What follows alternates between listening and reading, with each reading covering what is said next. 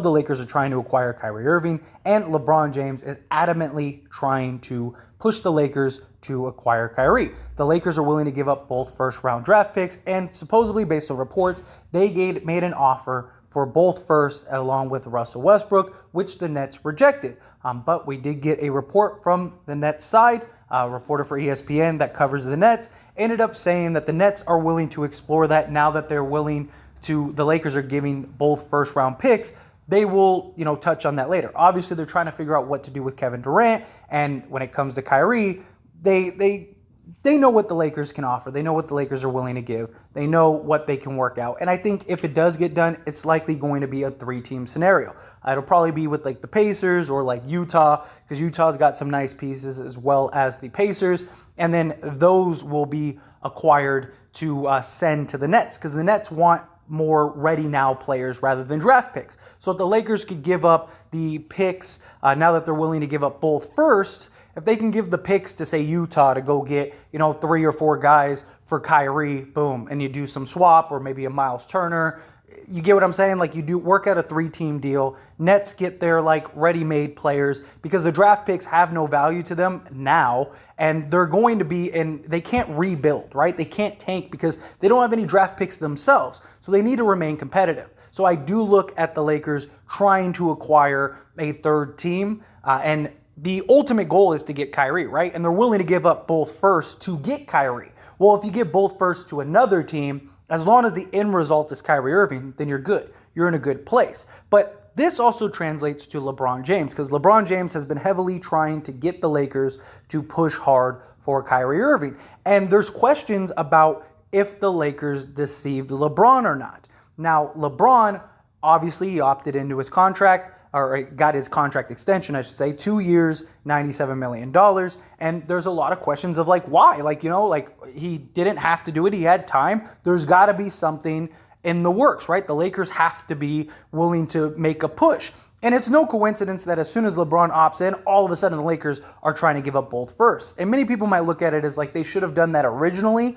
But here's the thing. You give up both firsts, you give up Westbrook, you get Kyrie. Let's say it doesn't work out and LeBron leaves, and then Kyrie leaves. Now you're rebuilding and you're trying to trade Anthony Davis in a desperation to try to get some assets and stuff. It's just a terrible disaster if you're the Lakers, right? You have no picks to rebuild your franchise. You got no real young players that you have locked in long term. It could just be a total blown up mess. Now you got the commitment from LeBron. Okay, let's go make the moves. Let's go make the trades. Let's put out the pieces that we need to put out. And that's why LeBron opted in. That's why LeBron believes they're going to make a heavy push for Kyrie Irving. But here's the thing. If they don't get Kyrie, what happens with LeBron? Is LeBron happy? Is LeBron content? Is LeBron okay with riding it with Westbrook for another year? Because the problem is, if they go and let's say they do the Pacers trade, right? And they get Miles Turner and Buddy Hield. Now they don't have the money to sign Kyrie.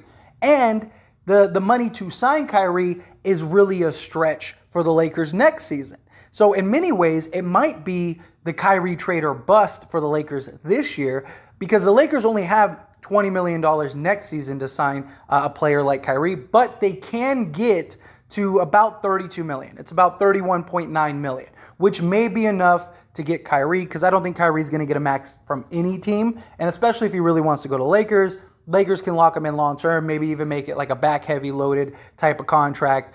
They can work it out. They can figure it out. LeBron can always, opt out, and in 2 seasons and then rework his deal, whatever he needs to do. There's flexibility. There's things that they could do to kind of make it work, kind of figure it out.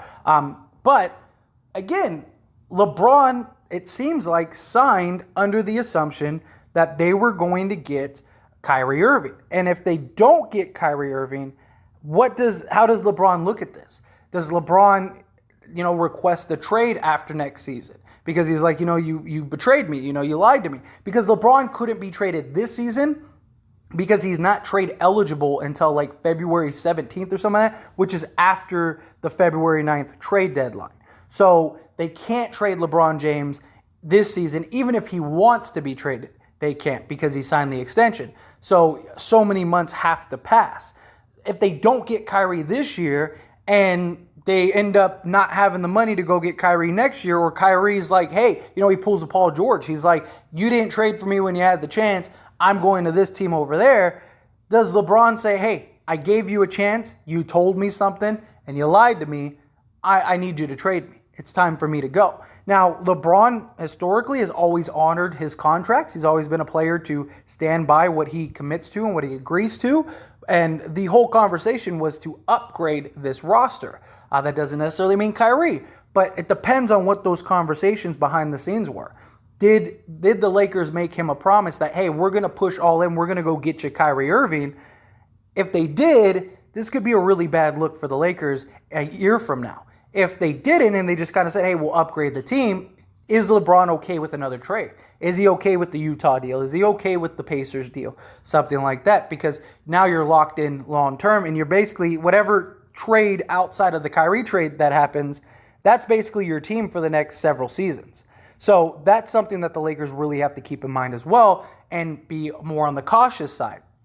If the Lakers can work it out and get a 3-team worked out, I think they land Kyrie. And that's always kind of been the thought, right? I've said this on several occasions for the last several months since this has been a thing, that very likely the Kyrie trade is going to end up being a 3-team deal. It's just, if you're the Nets, which deal is more promising for you?